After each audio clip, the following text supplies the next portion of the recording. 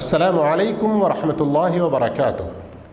అల్హమ్దులిల్లాహ్ వస్సలాతు వస్సలాము అలా రసూలిల్లాహ్ అమ్మా బఅద్. స్త్రీలకు సంబంధించిన ఆదేశాలు. మూడవ పాఠం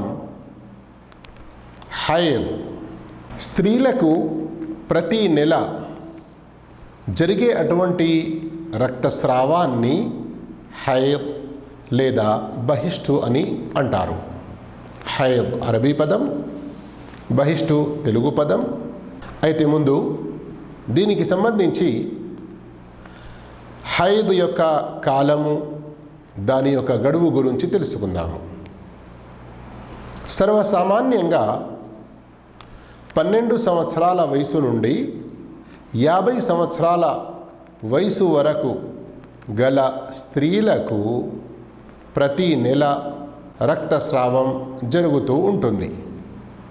అయితే స్త్రీల తమ ఆరోగ్యాన్ని బట్టి, వాతావరణాన్ని బట్టి, ప్రాంతాన్ని బట్టి 12 సంవత్సరాలకు ముందు కానీ లేదా 50 సంవత్సరాల తర్వాత కూడా రక్తస్రావం జరగవచ్చు. ఇక కాలపరిమితి 1 రోజు నుండి మొదలుకొని గరిష్టంగా ఎక్కువగా 15 రోజుల వరకు జరగవచ్చు.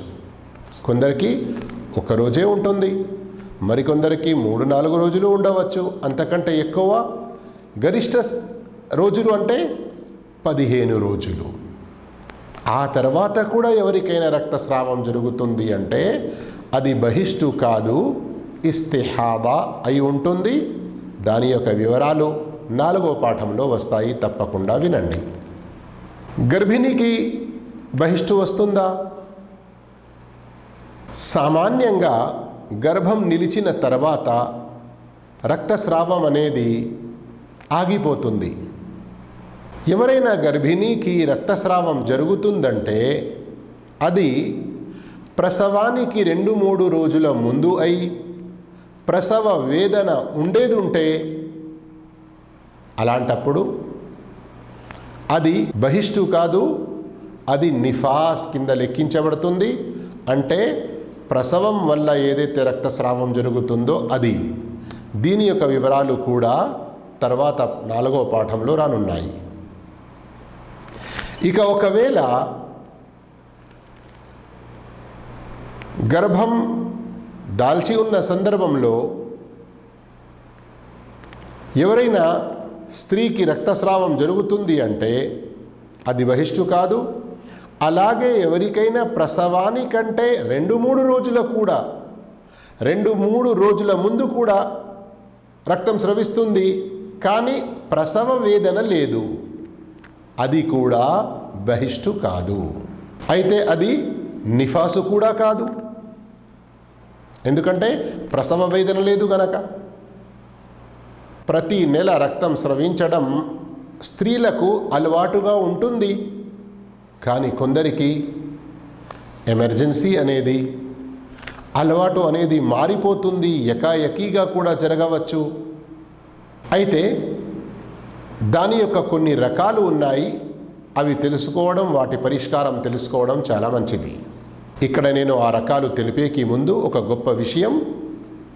ఇస్లాం ధర్మం స్త్రీలకు జరిగేటువంటి ఈ ప్రకృతి విషయంలో కూడా మంచి బోధనలు, ఆదేశాలు తెలిపి ఉంది. వాటిని తెలుసుకోవాలి, వాటిని తెలుసుకొని స్త్రీలు అలాగే ఆచరించాలి. 1వ రకం ఎక్కువ తక్కువ. అంటే ఏంటి? ఒక స్త్రీకి 6 రోజుల అలవాటు ఉండింది, ప్రతి నెల 6 రోజులు. ఈ 6 రోజులు అని మేము ఒక ఉదాహరణగా చెబుతున్నాము. ఒక స్త్రీకి ప్రతి నెల 6 రోజుల అలవాటు ఉండింది, కానీ ఒకసారి 7 రోజులైపోయింది, ఇది ఎక్కువ. ఇక ఎవరైనా స్త్రీకి ప్రతి నెల 7 రోజుల అలవాటు ఉండింది, కానీ ఒక నెల 6 రోజులే రక్తస్రావం జరిగింది, బహిష్టు అయింది. 2వ రకం వెనక ముందు. అంటే ఒక స్త్రీకి ప్రతి నెల ఆరంభంలో బహిష్టు వస్తూ ఉండేది. కానీ ఒకసారి నెల చివరిలో వచ్చింది. మరొక స్త్రీకి నెల చివరిలో అలవాటుగా ఉండినది నెల ఆరంభంలో వచ్చింది.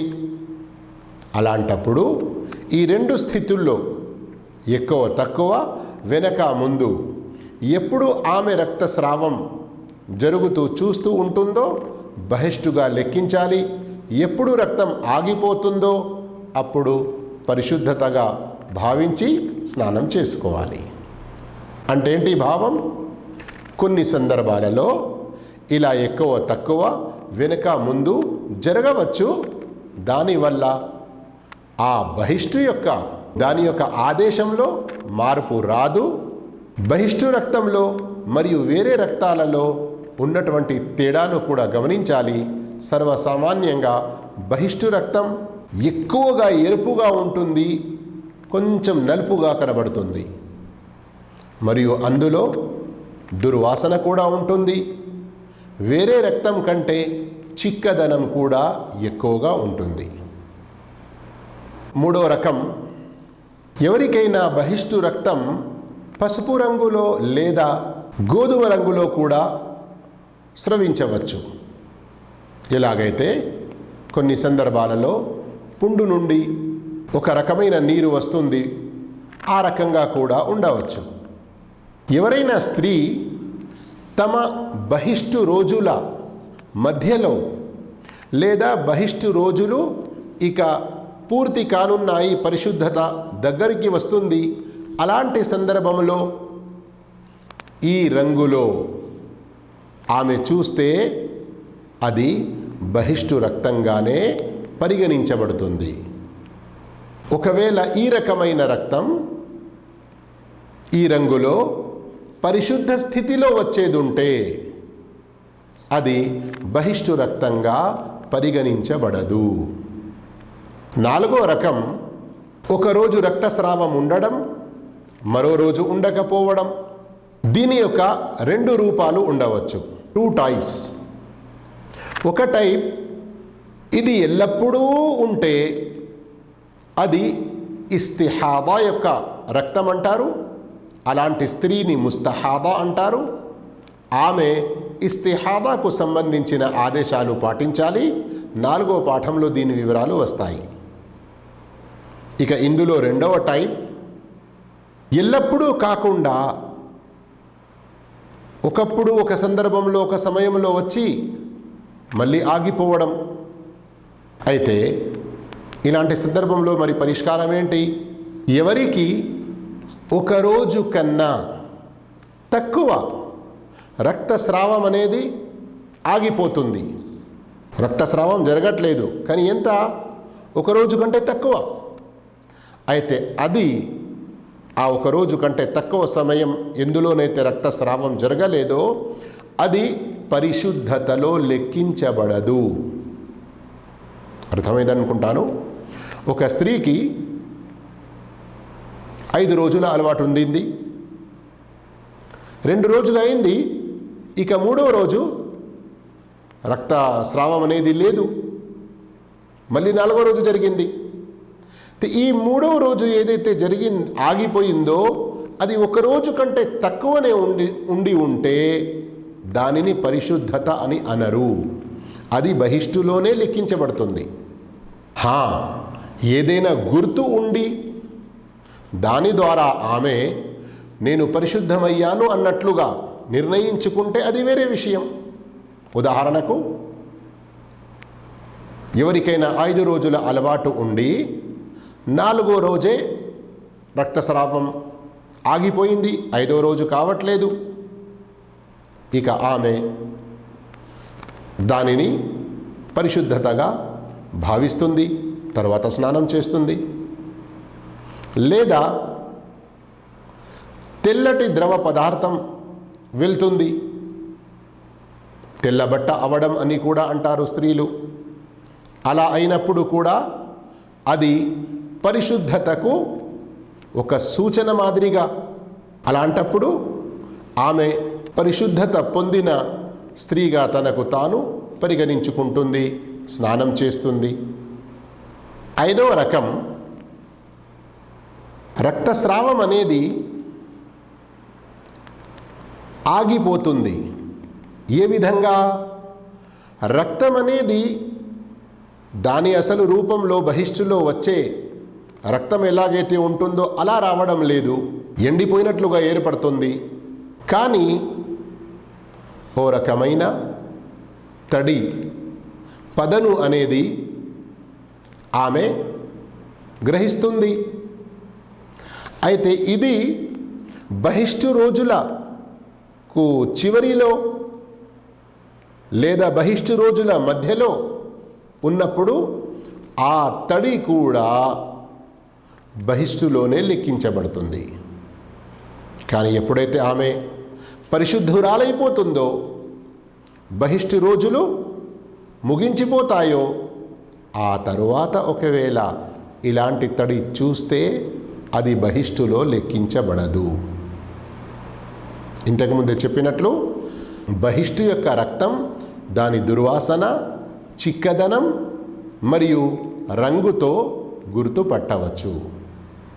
ఇప్పటి వరకు మనం బహిష్టు రక్తం దాని ఎక్కువ తక్కువ, వెనుక, ముందు మరియు కొన్ని రకాలు ఏవైతే ఉంటాయో వాటి వివరాలు తెలుసుకున్నాము.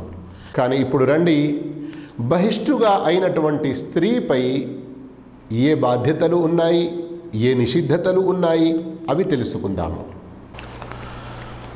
బహిష్టు అయిన స్త్రీ, ఆమెపై ఫర్ద్, నఫిల్, సున్నతులు అన్ని రకాల నమాజులు నిషిద్ధం.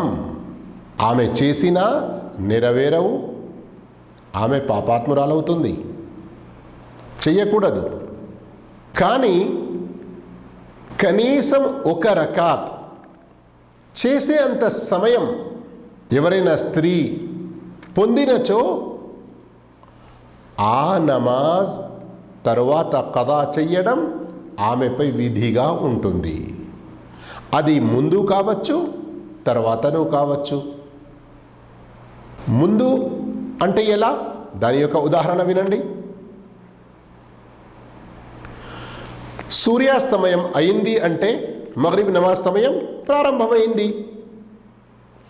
ఒక్క రకాత్ చేసుకునే అంత సమయం ఒక స్త్రీ పొందినది, ఇంకా నమాజ్ మొదలు పెట్టలేదు, ఆమె రక్తస్రావం మొదలైంది, బహిష్టు వచ్చేసింది. అలాంటప్పుడు పరిశుద్ధమైన తర్వాత ఈ మగ్రిబ్ నమాజ్ ఆమె తప్పకుండా చదవాలి. ఎందుకంటే అయ్యో కొంత సమయమే కదా అని భావించకూడదు. కనీసం ఒక రకాత్ చేసుకునే అంత సమయం ఆమె పొందింది అంటే ఆ నమాజ్ ఆమెపై విధి అయిపోయినట్లే. కాకపోతే బహిష్టు మొదలైంది గనక ఆమె ఇక చెయ్యలేదు, చెయ్యకూడదు కూడా. తర్వాత పరిశుద్ధమయ్యాక తప్పకుండా చెయ్యాలి. ఇక తర్వాత యొక్క ఉదాహరణ, ఒక స్త్రీ సూర్యోదయం కంటే ముందు ఒక్క రకాత్ ఫజ్ర్ నమాజ్ చేసుకునే అంత సమయం ఉన్నప్పుడు పరిశుద్ధురాలైంది, రక్తస్రావం ఆగిపోయింది. అయితే ఆమె స్నానం చేసిన తర్వాత ఈ ఫజ్ర్ నమాజ్ అనేది తప్పకుండా చెయ్యాలి. ఎందుకంటే ఆమె రక్తస్రావం ఆగిపోయిన తర్వాత, పరిశుద్ధురాలైన తర్వాత ఒక రకాత్ చేసుకునే అంత సమయం పొందినది. కానీ స్నానం చెయ్యకముందు నమాజు చెయ్యరాదు. అందుకొరకు ఆమె దీనిని తర్వాత ఖదా చేస్తుంది. ఖదా చేయడం అంటే ఆ నమాజును తిరిగి చేయడాన్ని ఖదా అని అంటారు, సమయం దాటిపోయింది గనక. ఇక విక్ర్, తక్బీర్ అంటే అల్లాహు అక్బర్, తస్బీహ్ అంటే సుబ్హానల్లాహ్, తహ్మీద్ అంటే అల్హమ్దులిల్లాహ్, తహ్లీల్ అంటే లా ఇలాహ ఇల్లల్లాహ్, ఇలాంటి విక్ర్ ఎంతైనా చేస్తూ ఉండవచ్చు ఈ బహిష్టు స్థితిలో. అలాగే ఏదైనా పని మొదలుపెట్టినప్పుడు బిస్మిల్లా అనడం, లేదా హదీత్, తఫ్సీర్, ఫిక్హ్ ఇలాంటి ధర్మ జ్ఞాన బోధన వినడం, నేర్చుకోవడం, బోధించడం ఇవన్నీ కూడా హలాల్, ధర్మసమ్మతం. ఖురాన్ను బహిష్టు స్త్రీ ముట్టకూడదు, తాకకూడదు. కానీ తెరిచి ఉన్న ఖురాన్లో లేదా బోర్డుపై ఉన్నటువంటి రాసినటువంటి ఖురాన్ను మొబైల్లో, ట్యాబ్లో, కంప్యూటర్లో, ల్యాప్టాప్లో ఖురాన్ ఓపెన్ ఉంది, దాన్ని చూస్తూ గ్రహించడం, నోటితో చదవకుండా, ఇది కూడా యోగ్యమే. అయితే ఇక్కడ ఏ స్త్రీలైతే స్టూడెంట్స్గా ఉన్నారో, టీచర్లుగా ఉన్నారో, ఎగ్జామ్ కొరకు ప్రిపేర్ అవుతున్నారో, ఖురాన్ యొక్క కంఠస్థం చేసిన సూరాల హిఫ్జ్ యొక్క పరీక్ష ఇచ్చేది ఉంది, లేదా ఎవరైనా స్త్రీ వారం 10 రోజుల వరకు ఈ రక్తస్రావం ఉన్నంత కాలం ఖురాన్ చూడకుండా చదవకుండా ఉంటే మరచిపోతుందన్నటువంటి భయం ఉండేది ఉంటే, ఇలాంటి స్త్రీలు ఖురాన్ చదవవచ్చు, చూసి చదవవచ్చు. కానీ ఒకవేళ దివ్య గ్రంథం ఖురాన్ను తాకాలి, ముట్టుకోవాలి అన్నటువంటి గత్యంతరం లేని పరిస్థితి వస్తే చేతులలో హ్యాండ్ గ్లోవ్స్ వేసుకొని లేదా ఇంకా వేరే ఏదైనా అడ్డుతో. కానీ ఈ రోజుల్లో అంతకంటే మరీ సులభతరమైన విషయం, మొబైల్లో ఓపెన్ చేసి చదవడం, ఎలాంటి ఇబ్బంది లేదు, పాపం లేదు అని అంటారు. రెండో విషయం, నిషిద్ధమున్నది ఉపవాసం. ఉపవాసం ఫర్ద్ అయినా, సున్నత్ అయినా, నఫిల్ అయినా, ఏదైనా కానీ బహిష్టు స్థితిలో ఉండరాదు. కానీ ఉపవాసం మరియు ఇంతకుముందు తెలుసుకున్నటువంటి నమాజ్, ఈ రెండిటిలో తేడా ఏమిటంటే, నమాజ్ మొత్తానికే నిషిద్ధం, తర్వాత ఖదా కూడా చేసే అవసరం లేదు. కానీ ఉపవాసం అనేది ఏదైతే ఉందో, ఇది ఒకవేళ ఫర్ద్ ఉపవాసాలైతే, రమదాన్ మరియు మొక్కుబడి చేసుకున్నటువంటి ఉపవాసాలు, ఈ ఉపవాసాలు అలాంటి స్త్రీలు పరిశుద్ధమైన తర్వాత తప్పకుండా పాటించాలి, ఖదా చేయాలి. కానీ నఫిల్ ఉపవాసాలు తర్వాత పాటించే అవసరం లేదు. ఒకవేళ పాటిస్తే అల్హమ్దులిల్లా. ఎవరైనా ఉపవాసమున్నారు, ఉపవాస స్థితిలో బహిష్టు వచ్చేసింది, అయితే ఆనాటి ఉపవాసం భంగమైపోయినట్లే, తర్వాత ఆ ఉపవాసం కూడా ఖదా చేయాలి. చివరికి ఎవరైనా స్త్రీ సూర్యాస్తమయానికి మగ్రిబ్ కంటే కొన్ని క్షణాల ముందు ఒకవేళ బహిష్టురాలైతే ఆ ఉపవాసం కూడా భంగమైనట్లే. అయ్యో కొంచెమే సమయం ఉంది కదా అని ఆ ఉపవాసాన్ని తనకు తాను లెక్కించుకోవడం, తర్వాత ఖదా చెయ్యకపోవడం, ఇది తప్పులో వస్తుంది. ఆ ఉపవాసం కూడా భంగమైపోతుంది. ఎవరైనా ఒక స్త్రీ ఉషోదయం అంటే ఫజ్ర్ సమయం ప్రవేశించిన తర్వాత పరిశుద్ధురాలైనది అయితే, ఇక ఆనాటి ఉపవాసం కూడా ఆమె ఉండరాదు. అదే ఒకవేళ ఫజ్ర్ సమయం ప్రవేశించేకి కొన్ని క్షణాల ముందు, 1 నిమిషం ముందు అయినా కానీ ఆమె పరిశుద్ధురాలైపోతే, రక్తం ఆగిపోతే, ఆమె ఉపవాసం యొక్క నియత్ చేసుకోవాలి, ఉపవాసం పాటించాలి. ఇక ఆమె ఉషోదయం అంటే ఫజ్ర్ సమయం ప్రవేశించిన తర్వాత స్నానం చేసినా పాపం లేదు. మూడో విషయం ఏదైతే బహిష్టురాలుపై నిషిద్ధంగా ఉందో, తవాఫ్ చేయడం, కాబా యొక్క ప్రదక్షిణం. ఫర్ద్ అయినా, నఫీల్ అయినా, ఎలాంటి తవాఫ్ అయినా కానీ ఆమె చెయ్యరాదు. కానీ తవాఫ్ తప్ప ఉమ్రా మరియు హజ్లో వేరే ఏ ఏ పనులైతే ఉంటాయో అవన్నీ ఆమె చేస్తూ ఉండవచ్చు, ఎలాంటి అభ్యంతరం లేదు. అరఫాత్ మైదానంలో వెళ్ళడం, అక్కడ దువా చేస్తూ ఉండడం, ముజ్దలిఫాలో రాత్రి గడపడం, మినాలో ఉండడం, మినాలో జమ్రాత్లకు రాళ్ళు రువ్వడం, ఇంకా వేరే ఎన్నో పనులు ఉంటాయో అవన్నీ చేయవచ్చు, ఎలాంటి అభ్యంతరం లేదు. ఎవరైనా ఒక స్త్రీ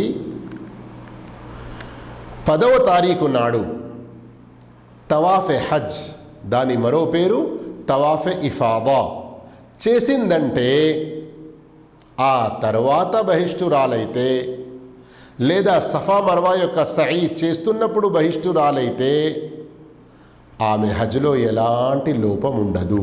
ఎందుకంటే తవాఫ్ ముఖ్యం, అది ఒక విధి, ఒక రుకున్, అది చేసింది. అయితే గుర్తుంచుకోండి, సఫా మర్వా యొక్క సఈ కొరకు కూడా పరిశుద్ధత అనేది తప్పనిసరి కాదు. 4వ నిషిద్ధత మస్జిదులో ఉండడం.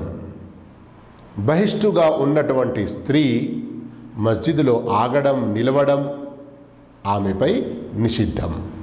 5వ నిషిద్ధం సంభోగం. భార్య బహిష్టుగా ఉన్నప్పుడు, రజస్సుగా ఉన్నప్పుడు భర్త ఆమెతో సంభోగించకూడదు. ఒకవేళ భర్త అలాంటి ఉద్దేశంతో వచ్చినా ఆమె అంగీకరించకూడదు. స్పష్టంగా చెప్పేసేయాలి, ఈ స్థితిలో అల్లాహు తఆలా సంభోగించడాన్ని నిషేధించాడు, ఒక పాపానికి పాల్పడకండి అని చెప్పాలి.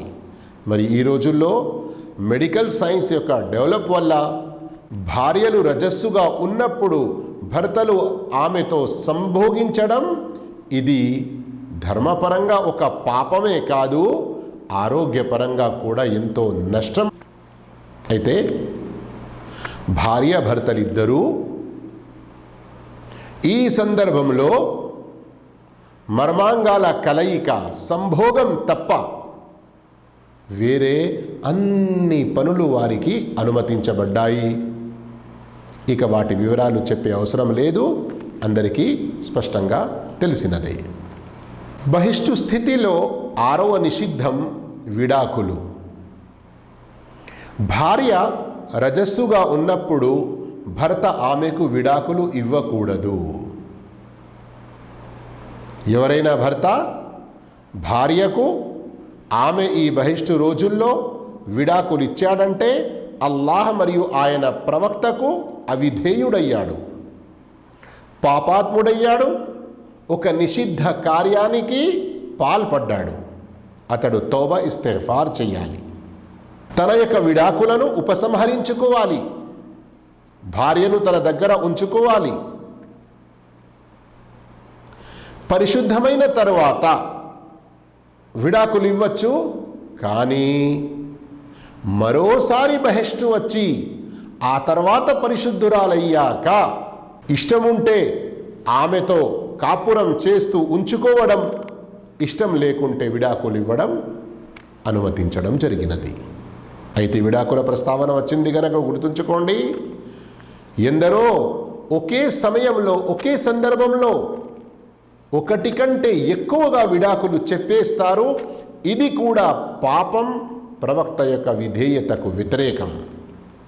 ఇక 7వ బాధ్యత, ఆదేశం. బహిష్టురాలు పరిశుద్ధమైన వెంటనే సంపూర్ణంగా తలంటు స్నానం చేయడం విధిగా ఉంది. ఇందులో ఆమె ఎలాంటి ఆలస్యం కావాలని చెయ్యకూడదు. ఒకవేళ ఏదైనా నమాజ్ సమయంలో పరిశుద్ధమైంది అంటే ఆ నమాజు సమయం దాటక ముందే ఆమె స్నానం చేసి నమాజు చేసుకోవడం ఆమెపై విధిగా ఉంది. ఎవరైనా జడ వేసుకొని ఉన్నారు, అందులో నీళ్లు పోవడం, చేరడం, తల వెంట్రుకల తలను పూర్తిగా తడపడం కష్టంగా ఉంది, అలాంటప్పుడు ఆ జడను విప్పడం కూడా ఆమెపై విధిగా ఉంది. ఇక్కడ కొందరు కన్ఫ్యూజ్ అవుతారు కావచ్చు, కొంత వివరణ చెబుతాను. కొందరు జడ మామూలుగా వేసుకుంటారు, అంటే ఆ జడ విప్పకుండానే తలపై నుండి నీళ్లు పోసుకుంటే పూర్తి వెంట్రుకలు, పూర్తిగా తల తడుస్తుంది. కానీ కొన్ని సందర్భాల్లో కొందరి వెంట్రుకలు దట్టంగా ఉండి జడ చాలా గట్టిగా వేసి ఉంటే అందులో నీళ్లు చేరని అటువంటి పరిస్థితి ఉంటుంది. అందుకొరకు అలాంటి వారు తప్పకుండా తమ జడను విప్పాలి. ఎవరైనా స్త్రీ పరిశుద్ధమయ్యారు